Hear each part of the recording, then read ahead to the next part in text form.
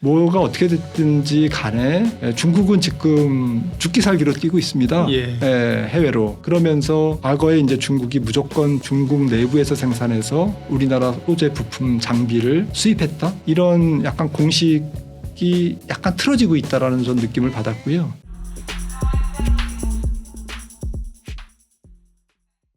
예민수의 경제 토크, 중국 경제 이야기하겠습니다. 중국 경제 1분기 성장률이 생각보다 좋게 나왔습니다. 그러면서 이제 국내 뭐 소비주라든지 이런 데 봄바람이 좀 부는데요. 연속성이 있을지 김한진 박사님께 여쭤보도록 하겠습니다. 중국의 성장률이나 뭐 지표가 아무리 고무줄이라고는 하나 그래도 이것도 나와주는 건 어쨌든 표면적으로 우리가 적을 수밖에 없는 거니까요. 1분기 성장률이 4.5%가 나왔습니다. 시장에서 한 4% 정도 봤던 건데 생각보다 좋게 나왔습니다. 어떻게 해석하세요? 네, 출발이 좋네요. 사실 1분기는 이제 뭐 리오프닝이 이제 막 시작되는 시점이었잖아요. 그러니까 이제 경제활동 재개가 경제 지표에 이제 풀리 반영되지 못한 그런 측면이 있는데 그래도 첫 뭐 분기를 4.5로 시작했다. 그러면 이제 뒤로 갈수록 경제활동이 더 자연스럽게 이제 활동성이 높아질 텐데 그러면 올해 성장률이 뭐 컨센서스가 갑자기 높아져가지고 글로벌 IB들도 6% 앞에 6자로 부르대요. 6자도 부르고 저도 한 5.3 원래 5.3, 4 정도는 찍지 않을까라고 생각을 했거든요. 왜 그렇게 봤냐면 지금 부동산 거래와 건설 활동만 조금 정상화돼도 작년에는 이제 올스톱 됐으니까 얼어붙었으니까 이게 이제 필수 불가결한 뭐 투기 목적도 아니고 뭐 진짜 실수요 중심의 부동산 거래 그리고 정말 뭐 필수 불가결한 건설 투자 뭐 있지 않겠습니까? 그리고 시진핑 정부의 출범이 이제 정식으로 시작되는 해이기 때문에 SOC 투자, SOC 투자는 이제 조금 방향이 바뀌었죠. 그렇죠. 이제 기존 뭐 다리 뭐 이런 댐이 아니라 주로 뭐 정보, 통신, 에너지, 안보, 또 교육, 또 국민의 삶의 질을 높이는 쪽에 이제 생활 밀착형 SOC. 이런 쪽으로 이제 조금 집중이 되고 있기 때문에 아니나 다를까 SOC 투자가 한 8% 그리고 서비스업 그 소매 판매가 8% 서비스업 증가율도 한 10.1% 지켰고 중국 통계국에 의하면 그래서 이 서비스 소매 판매 뭐 같은 얘기지만 그리고 SOC 정부의 건설 투자가 이제 중심이 되면서 4.5%를 찍었는데 일단 삽질을 하거나 뭐 뭔가 이렇게 새로운 경제 활동이 이제 시작되면 좀 지속되잖아요. 땅 파고 뭐 그냥 덮지는 않는 거예요. 삽질한다면 나쁜 표현인데 여기서 건전한 의미의 삽질. 건전한 의미의 공사. 죄송합니다. 그래서 이제 그런 것들은 뭐 이렇게 하반기로 갈수록 계속 될 거기 때문에 아마도 5.4보다는 높게 지킬 가능성이 높고요. 올해 전체 성장률이 그런 거는 뭐 시진핑 정부가 원래 약간 엄살을 부리면서 조금 낮게 책정했잖아요. 5.0으로 봤는데 그거는 이제 5.0은 이제 기본이다. 기본으로 이제 안전하게 제시한 거고 그래서 아마 사람들이 원래 한 5.5%는 할 거다 이렇게 봤습니다. 1분기 성장률 나온 게 말씀하신 것처럼 보통 뭐 생산, 소비, 투자 이렇게 얘기하는데 근데 뭐 소비 쪽, 그죠? 서비스 쪽 이런 쪽은 조금 늘은 것 같고 본격적으로 이제 투자에서 이제 제일 그 경기 부양 효과 큰 게 부동산이잖아요. 그쪽은 어떻게 보면 아직 제대로 이제 소위 이제 반영이 안 된 거다, 그렇죠? 그런 쪽으로 이제 늘어나게 되면 2분기 성장률은 또 1분기보다 더 좋게 나올 수 있겠는데. 더 좋게 나오죠. 왜냐하면은 뭐 경제 활동이 리오프닝이 본격화되고 있기 때문에 사람들이 이제 여행을 가고 본격적으로 이제 좀 워낙 이제 돈을 안 썼기 때문에 저축률이 중국이 높지 않습니까? 그렇죠. 그래서 소비하고 소비가 이제 왕창 일어날 것 같습니다. 밥 먹고 여행 가고.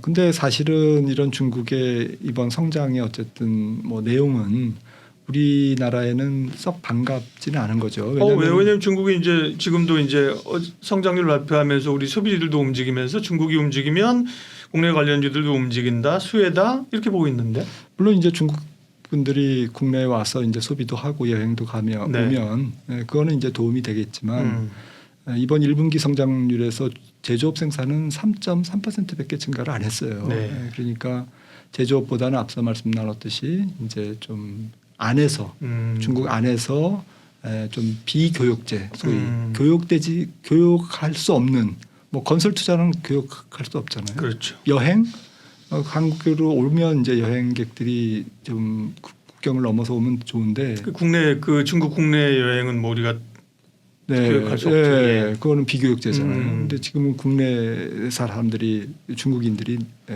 국내에서 많이 돌아다니고 있고 네.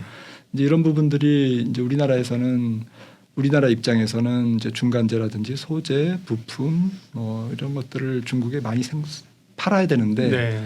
이런 부분 제조업 부분보다는 이제 비제조업 부분, 서비스업 부분이 워낙 지금 성장을 오래 끌고 갈 가능성이 높기 때문에 우리나라로서는 조금 달갑지 않은. 그래도 뭐 없는 것보다 낫지만 과거에 이제 이전처럼 그렇게 중국이 과거에 뭐 5% 성장했다 그러면 우리나라에 직접적인 이제 체감적인 영향을 주고 우리나라 제조업 경기도 중국향 생산, 투자, 수출 이런 게 다 늘어났는데.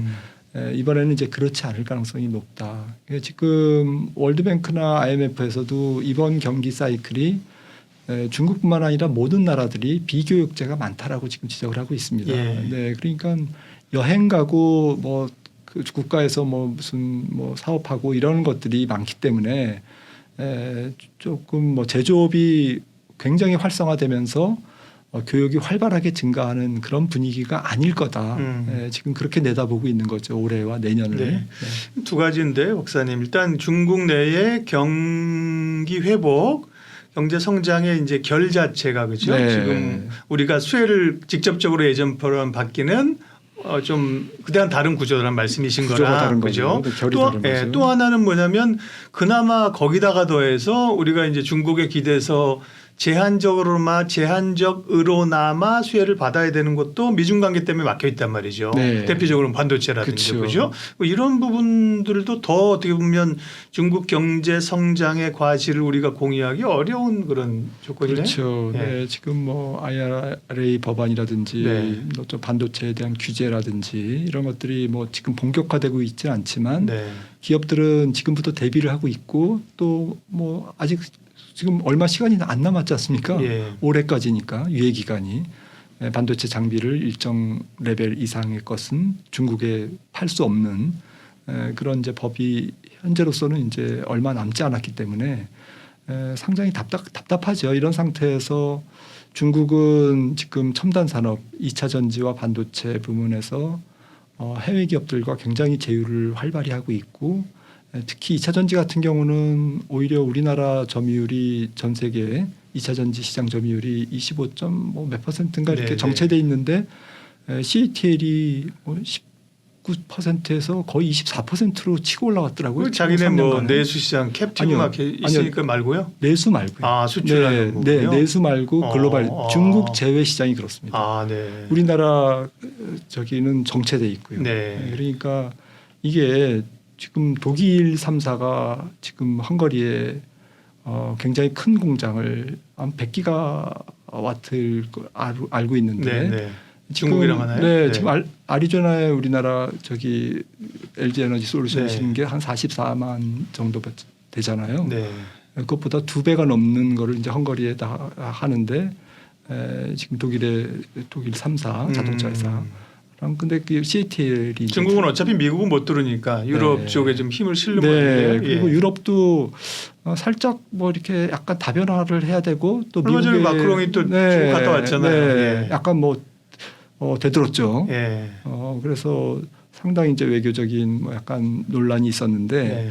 아무튼 뭐 그렇다고 뭐 유럽이 뭐 각을 지진 않겠죠. 뭐 자유주의 연대라는 게 이제 워낙 있으니까. 네. 하지만 사실 좀 미국이 또 최근에 유럽에 조금 홀대를 한 부분도 그러니까요. 있거든요. 네. 이런 부분에 대한 좀 제스처인 것 같습니다. 아무튼 네. 뭐가 어떻게 됐든지 간에 중국은 지금 죽기 살기로 뛰고 있습니다. 예.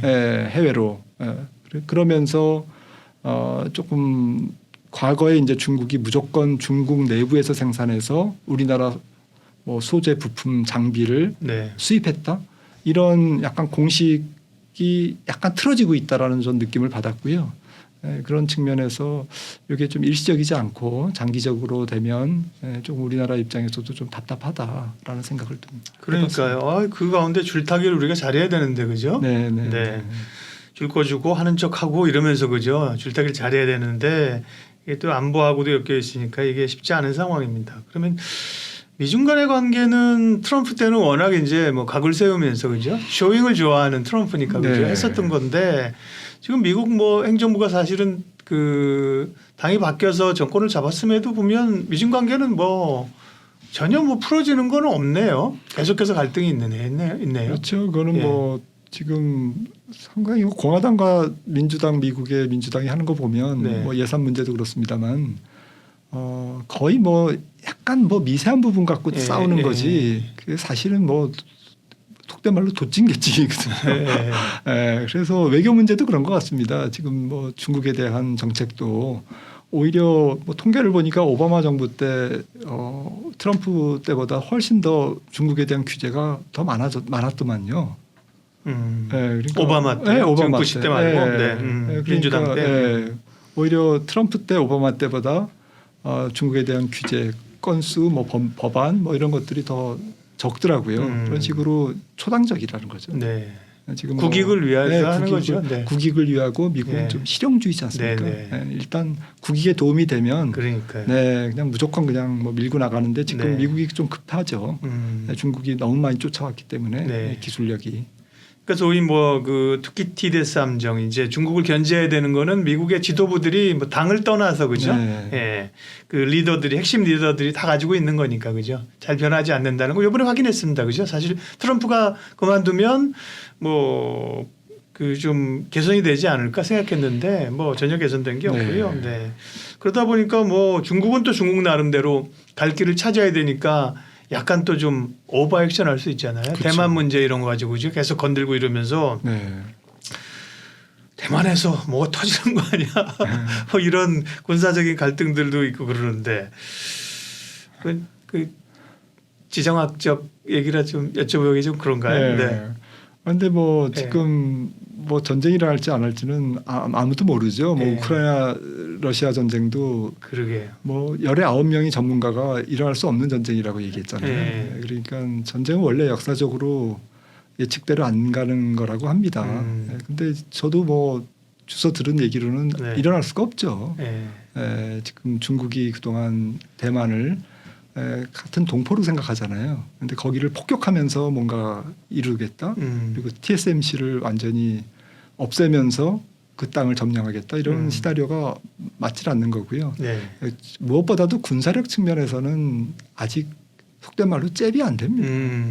물론 이제 지금 뭐 중국이 그 무슨 열도죠? 그 검은 모래 열도라고. 거기에 이제 한 8개 정도 인공섬을 만들고 인공섬에 지금 구글 위성으로 보면 그 다 이제 그 활주로를 만들어 놨어요. 맞아요. 항공모함이 2척인데 2척이 그 실전 능력이 없잖아요. 그러다 보니까 이제 그 섬을 항공모함으로 만든 겁니다. 본토에서 상당히 떨어져 있죠. 남진하에. 그래서 그렇게 이제 전쟁 준비를 지금 하고 있고 되게 심각한 상황이죠. 이렇게 따지고 보면. 그런데 저는 결론적으로 뭐 제가 밀덕은 아니지만 이게 군사력이 잽이 안 된다. 그래서 아마 중국은 뭐 약간 외교적 카드 또 이런 거를 뭐 이용해서 좀 여러 가지 협상력을 높이기 위한 그런 거지 전쟁은 저는 안 일어날 거라고 봅니다. 그러게요. 그 남중국해 거기서 뭐가 터질 것 같은 거죠. 맞아요. 거기 뭐라 그러더라.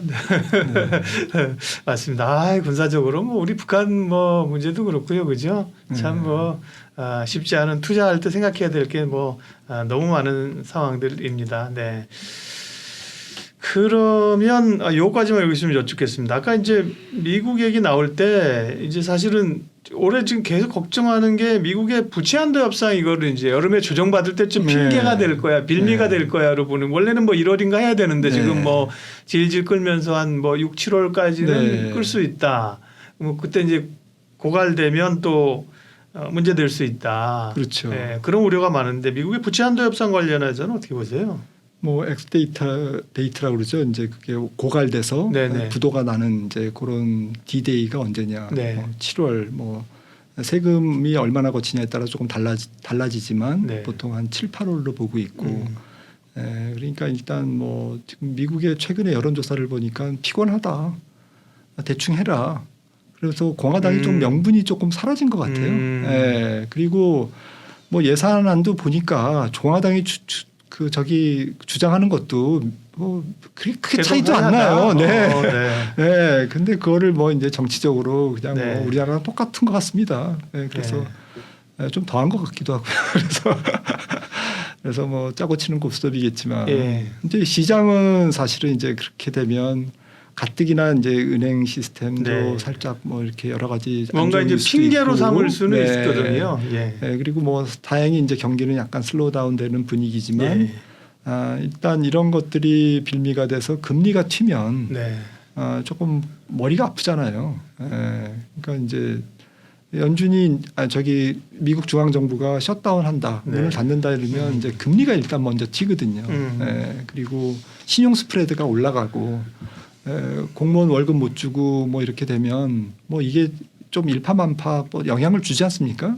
또 한계 기업들한테도 영향을 주고 이제 이런 부분들이 이제 경기가 슬로우 다운, 경기가 식어가는 과정에서 일어나는 상황이라는 게 지금 좀 긴장할 만한 뉴스가 되는데 결국에는 시장에 저는 뭐 찻잔 속의 태풍 아닐까라고 생각합니다. 상업용 부동산 말씀하신 것도 그렇고 미국의 부채 한도 협상도 그렇고 뭐 좀 잘 그냥 찻잔 속의 태풍으로 지나가길 바라지만 시장에서는 그때 노이즈를 만들 개연성들은 좀 있다 그죠. 흔들릴 건 있기 때문에 생각은 하고 있어야 됩니다. 중국 경제가 과연 부활하는가 그에 따라서 우리는 얼마나 좀 수혜를 입을 것인가를 말씀했는데 이전 같지는 않다. 그 얘기로 마무리를 하겠습니다. 김한진 박사님 도움 말씀 주셨습니다. 고맙습니다. 네, 감사합니다.